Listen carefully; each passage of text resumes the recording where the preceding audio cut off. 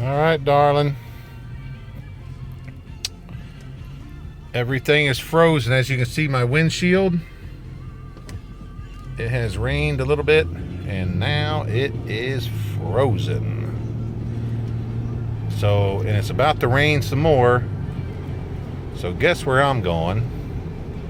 I am going to Walmart to get salt.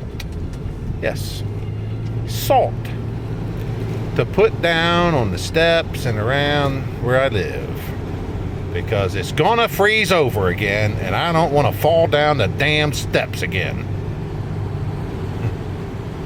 That's where I'm heading, through my frozen windshield. God almighty. Oh no, it can't snow. It's just gotta rain and then freeze. Oh yeah. Well, actually, maybe if it stays frozen, below freezing, maybe we will actually get some rain. I don't know. It's possible, I suppose. We'll see. But heading to Walmart, get some salt.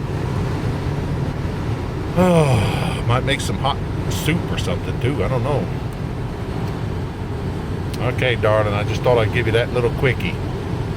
As you can see, it's real gray and blustery and ready to rain as Snowmageddon continues.